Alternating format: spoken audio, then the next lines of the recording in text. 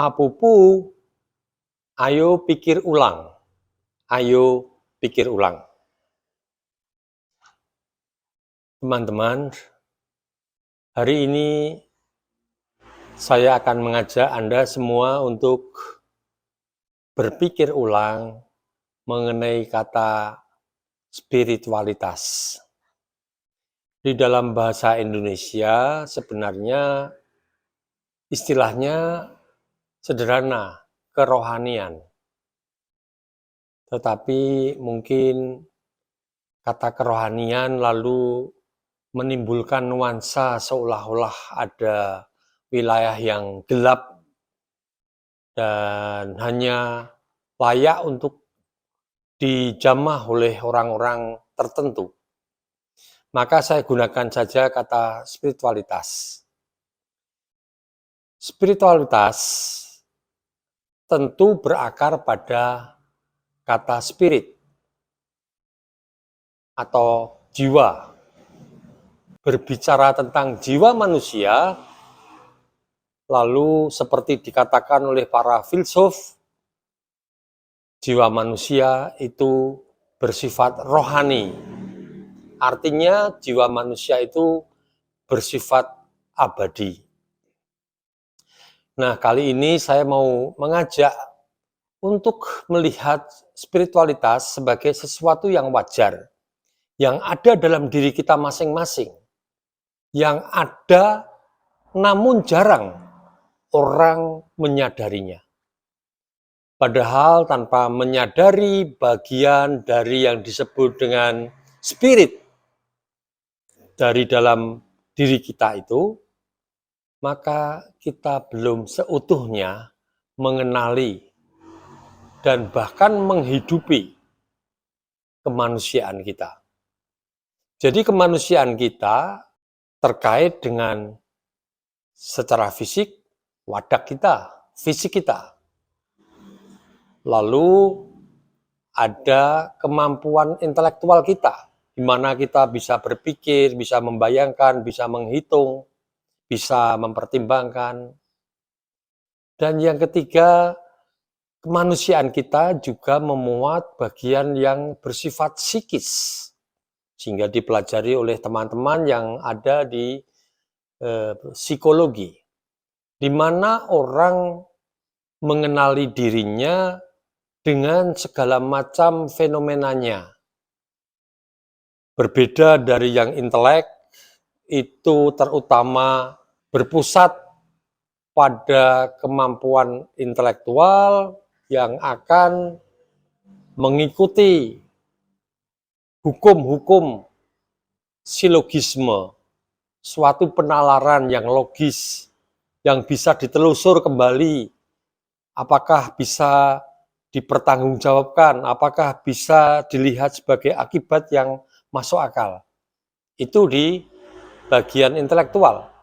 Tapi di bagian psikologis atau psikis kita, itu salah satu yang bisa kita jadikan acuan atau contoh.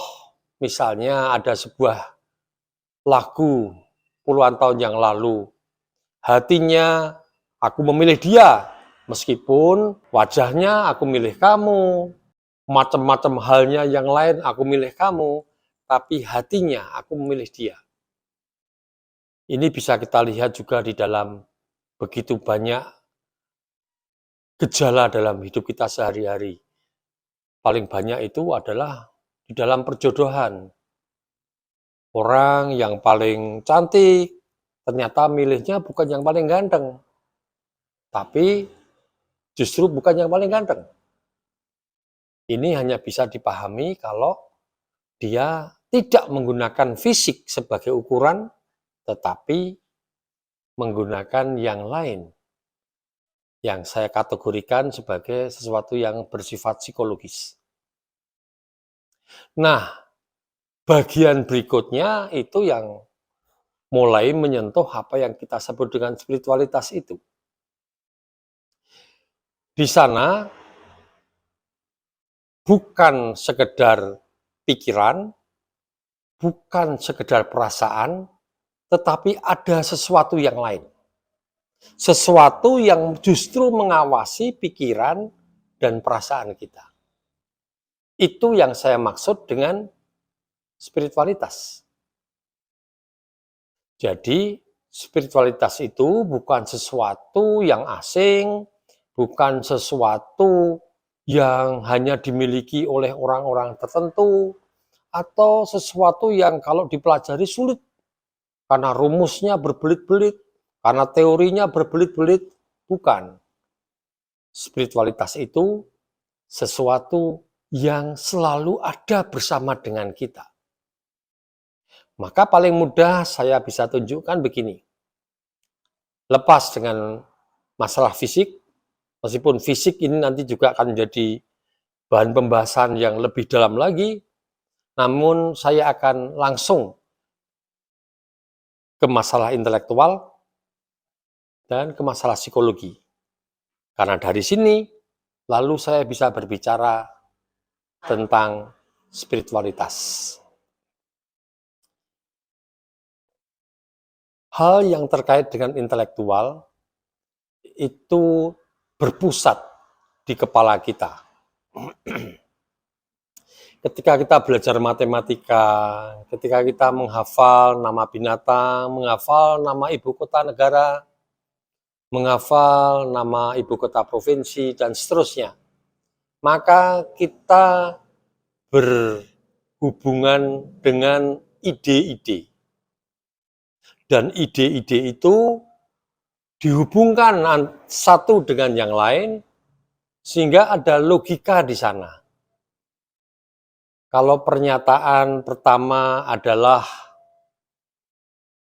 contoh umum, Sokrates itu manusia.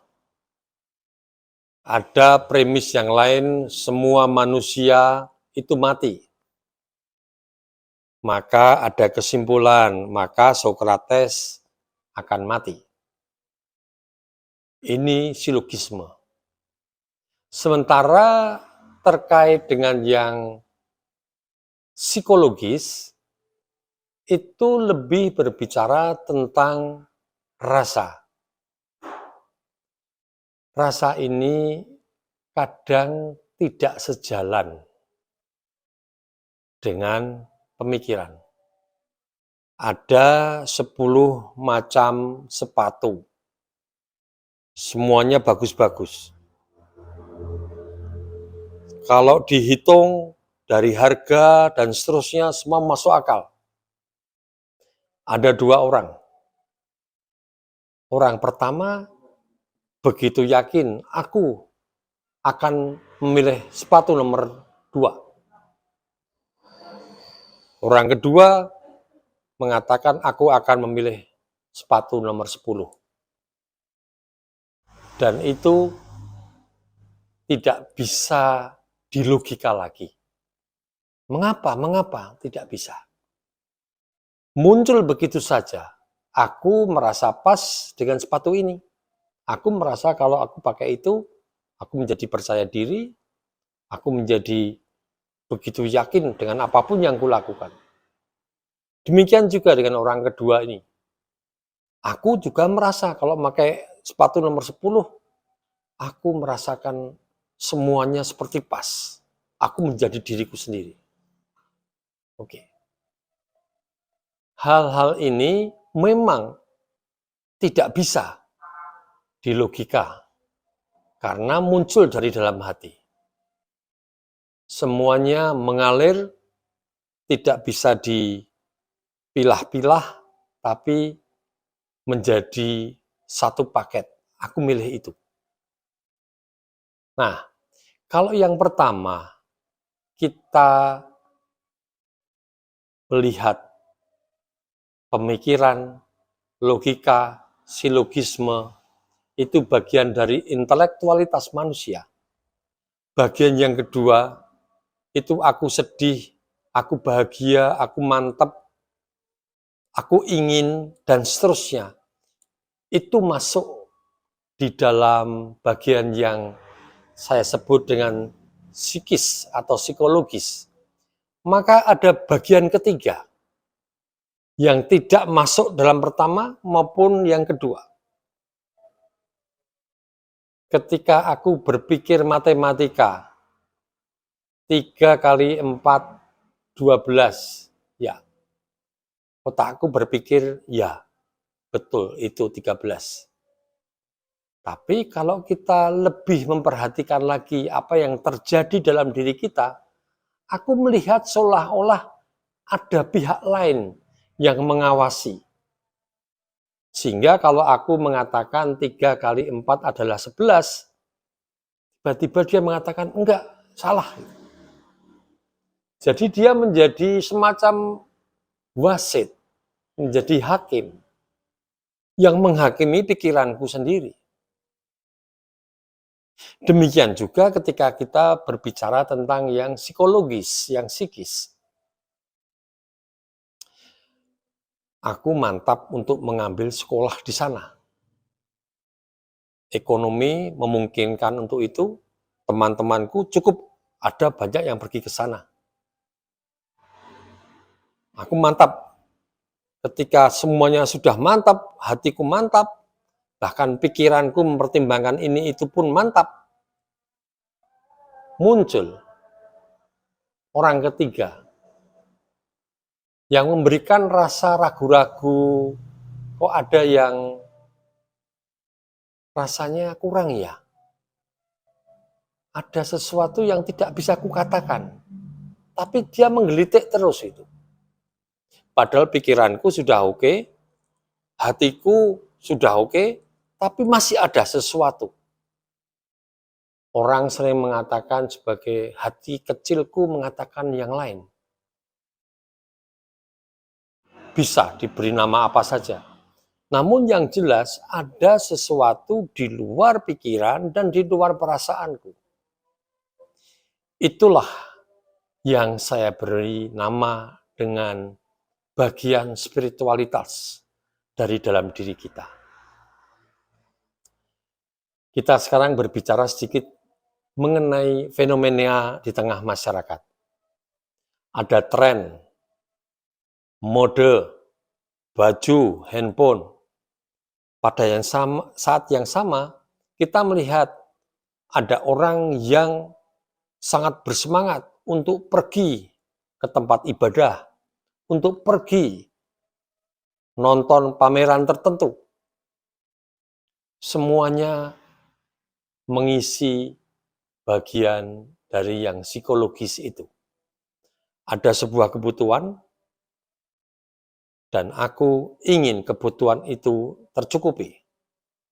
Namun antara kebutuhan dengan aku yang membutuhkan itu, ketika itu terjadi, seolah-olah masih ada pihak yang lain yang mengawasi itu semua. Ini yang bisa membantu kita untuk melihat bahwa intelektualitas dan yang psikologis itu belum semuanya. Masih ada pihak ketiga yang saya sebut dengan spiritualitas itu. Jadi, spiritualitas itu apa? Spiritualitas itu dari katanya saja, kata spirit, itu memang terkait dengan jiwa kita. Dengan sesuatu yang melampaui yang fisik ini. Atau kadang-kadang orang menyebutnya dengan metafisik. Metafisik artinya di atas yang fisik. Meta itu artinya sesuatu di atasnya. Jadi di atas yang fisik tubuh kita ini ada sesuatu. Sesuatu yang menjadi penonton. Namun juga bisa berfungsi sebagai pengamat atau penilai, bahkan menjadi hakim. Dari apa yang kita lakukan secara intelektual maupun secara psikologis. Jadi yang mengawasi kita itu bukan intelek kita, bukan psikologis kita, tetapi justru yang intelek dan yang psikologis itu diawasi oleh sesuatu yang metafisik, yang tidak tahu letaknya di mana secara fisik. Saya masih bisa meminjam dari teman-teman psikologi bahwa yang intelektual itu dikelola oleh otak kiri kita. Sementara yang psikologis itu dikelola oleh otak kanan kita. Ini berbasis pada sesuatu yang fisik, otak kiri, otak kanan. Tapi saya katakan lagi, ada yang metafisik, yang tidak sekedar berbasis atau berdasarkan pada sesuatu yang fisik. Nah, bagian inilah yang disebut dengan bagian yang spiritual dari diri kita. Dia tidak akan tumbuh kalau tidak kita tumbuhkan. Dia tidak akan berfungsi kalau tidak kita latih. Tapi dia hidup. Meskipun tidak pernah tumbuh, tapi ada. Kecuali kita bunuh terus setiap hari, maka dia lalu menjadi betul-betul mati. Tapi dalam keadaan wajar, meskipun tidak dikembangkan, dia ada. Karena itu bagi semua orang bisa mencoba untuk mengamati saat aku berpikir apa yang ku rasakan, apa yang ku alami. Saat aku merasa sedih atau bahagia, apa yang ku rasakan, apa yang ku alami. Ketika dua hal itu kita hadirkan, apakah ku temukan sesuatu yang lain yang mengamati baik intelektualku maupun psikologisku. Ini harus kita cari. Ini bukan sesuatu yang tabu, bukan sesuatu yang eksklusif milik orang-orang tertentu, tapi ini milik kita semua. Dan ini yang saya dorongkan untuk semakin kita kenali, kita tumbuhkan, dan kita gunakan sebagai cara hadir yang lebih daripada sekedar intelek dan psikologis. Apa untungnya kalau kita menghidupi bagian spiritual ini? Satu, kita tidak sekedar berpikir dalam hidup ini. Ada orang yang yakin bahwa kalau tidak berpikir lalu seolah-olah semuanya bubar. Seolah-olah kiamat kalau aku tidak berpikir. Yang lain, ada juga orang yang menganggap kalau aku tidak memberi perhatian, aku memberikan keprihatinanku atau dukunganku dan seterusnya, maka seolah-olah sesuatu itu tidak bisa tumbuh. Tidak ada yang salah, namun itu menjadi salah ketika kita menjadikannya kendaraan satu-satunya dalam hidup ini. Aku mengandalkan pada intelektualitasku atau aku mengandalkan pada afeksiku. Saya mengajak Anda semua untuk menggunakan intelektualitas, menggunakan afeksi, tapi betul-betul hanya menggunakan. Lalu Anda lebih di atas keduanya. Baik intelektualitas maupun afeksi, psikologis itu menjadi kaki kanan dan kaki kiri kita. Lalu badan Anda sendiri adalah yang spirit itu. Sesuatu yang melampaui sekedar pikiran, sesuatu yang melampaui sekedar perasaan, tapi sesuatu yang tidak dibatasi. Tidak bisa dibatasi oleh intelektualitas maupun afeksi. Dan itu tidak sekedar teori, itu harus kita temukan. Bentuknya macam apa? Saya tidak bisa membantu yang lain kecuali untuk menyadari yang pertama, saat Anda berpikir. Yang kedua, saat Anda sedih atau bahagia. Yang ketiga,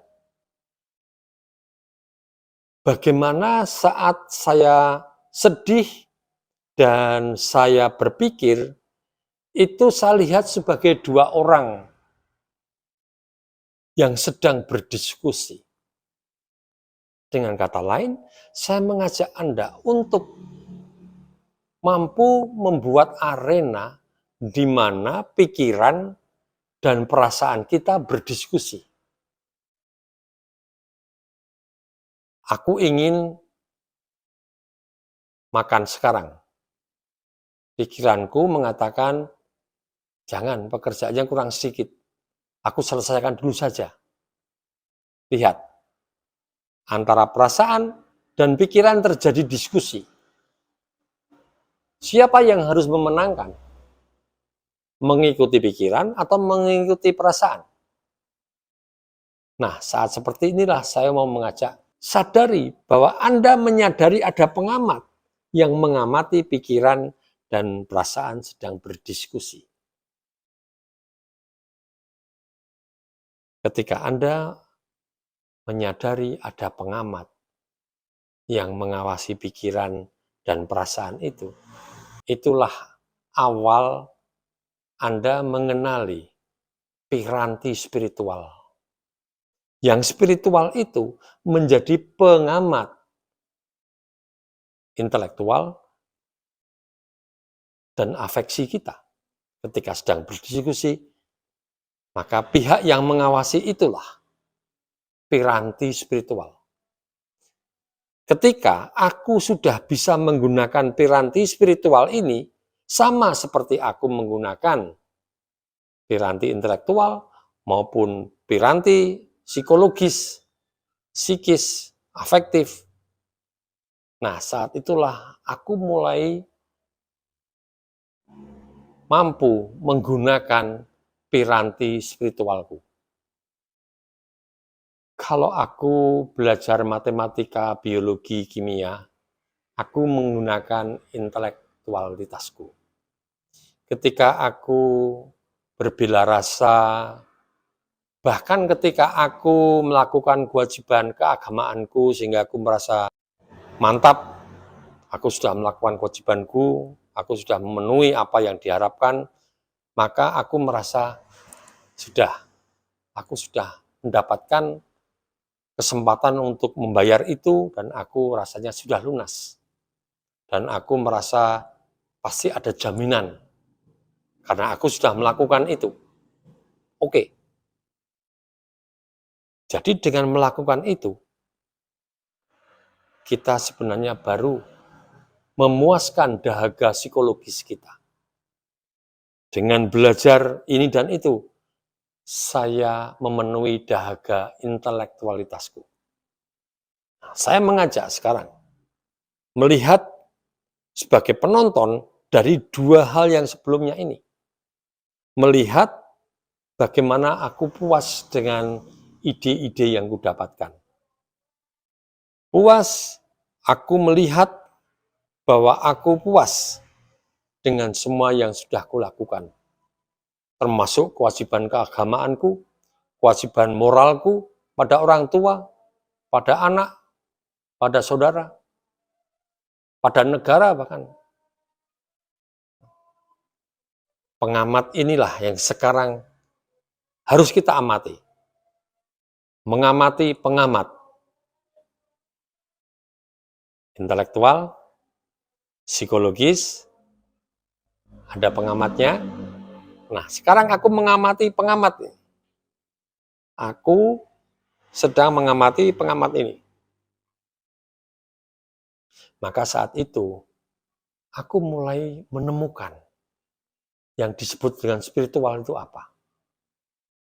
Jadi kalau orang sedang melakukan kewajiban agama, itu belum spiritual.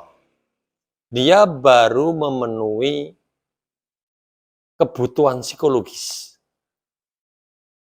Ketika orang lagi menguasai teori tertentu, pemahaman tertentu, dia baru memenuhi kebutuhan intelektual. Nah, yang spiritual adalah ketika aku mampu menjadi pengamat dari aku yang intelektual, aku yang psikologis. Aku berarti mulai mampu menggunakan piranti spiritualku. Lalu setelah aku mampu menggunakan piranti spiritualku, apa yang akan terjadi? Anda akan melihat dunia dengan kacamata yang lain. Tidak sekedar intelektual, tidak sekedar psikologis afektif, tidak sekedar menurut teori-teori yang paling canggih sekalipun yang ditemukan oleh para pemenang hadiah Nobel, tidak sekedar menurut kacamata teori ini dan teori itu yang secara psikologis memenuhi pikiran dan hati kita. Bahkan menurut keyakinan tertentu, agama tertentu.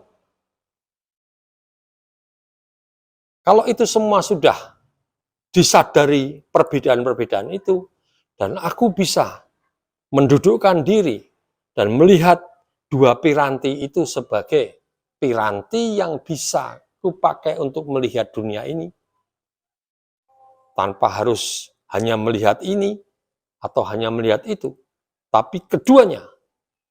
Dan bahkan aku sekarang membiarkan, bukan lagi aku yang mencoba tahu, tetapi aku sekarang membiarkan semua hal yang terjadi di sekitarku memberitahu aku.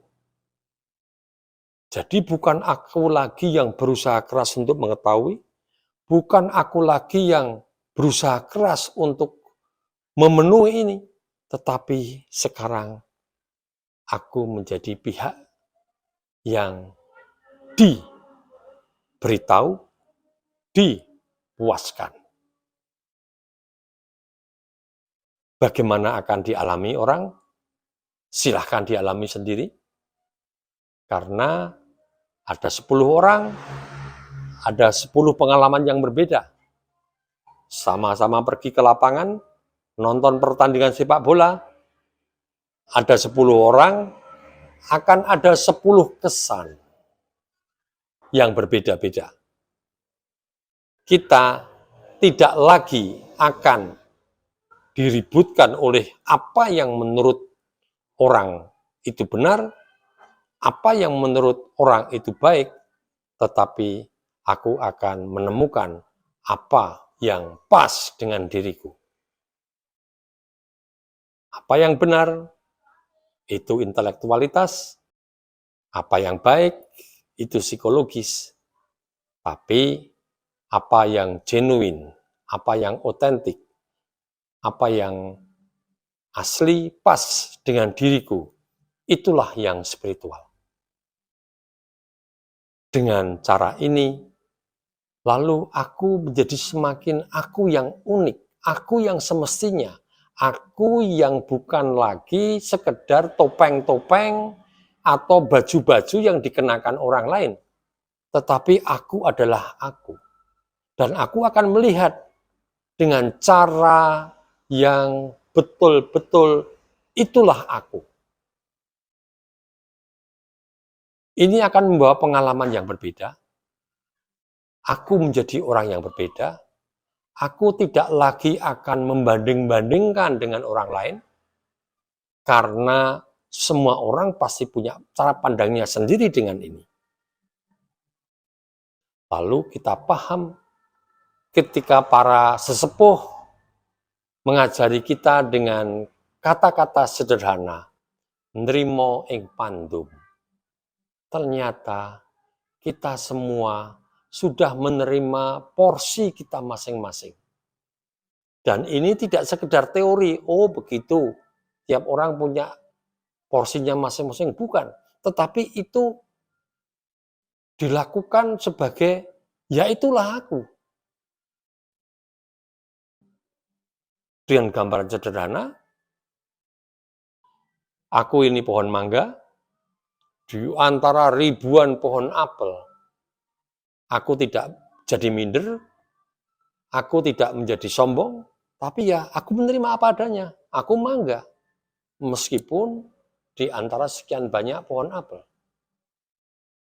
Aku tidak lagi terokupasi oleh pandangan orang, aku bukan asal berbeda, tetapi aku memang berbeda. Dan terlebih lagi aku mensyukuri apa yang adalah aku, apa yang harus kulakukan. Aku mensyukuri apa yang ada. Aku berjuang keras untuk memenuhi tugasku, misi hidupku. Ke dalam aku nrimo ing pandum, keluar aku ingin menyelesaikan misi hidupku. Disinilah sebenarnya spiritualitas itu berada. Ada orang yang menganggap bahwa spiritualitas itu hanya ketika orang mendalami agama, sama sekali enggak. Agama bisa dimasukkan, tetapi kalau orang berhenti di sana, dia tidak pernah sampai pada spiritualitas. Jadi spiritualitas, dengan sederhana saya katakan, cara atau metode untuk mengenal diri kita sendiri. Itulah spiritualitas. Apapun yang ada, boleh dipakai, sejauh itu membantu kita untuk semakin mengenal siapa diriku. Tapi seindah apapun, singkirkan kalau itu membuat aku menjadi buta terhadap diriku yang unik ini. Dengan demikian, maka kita akan menyatu antara yang kita pikirkan, kita rasakan, dan yang kita lakukan. Maka spiritualitas itu kriterianya satu, asosiasi, atau dengan bahasa Jawa, nyawiji, bersatunya pikiran, perkataan, dan tindakan. Ketika orang sudah bisa melakukan ini, maka dia sudah menyentuh spiritualitasnya. Apapun yang dilakukan, itu belum mencapai yang spiritual bila ketiganya belum jadi satu, belum nyawiji, belum seiring. Tindakan, pikiran, perasaan, itu satu. Itu menjadi tanda-tanda bahwa kita sudah mulai menyentuh yang spiritual dalam diri kita. Selanjutnya akan ada banyak pengalaman ketika kita membuka lembar baru dengan kacamata spiritual ini. Semoga ini menjadi ladang yang baru yang bisa kita garap agar hidup kita makin bermakna. Salam semesta.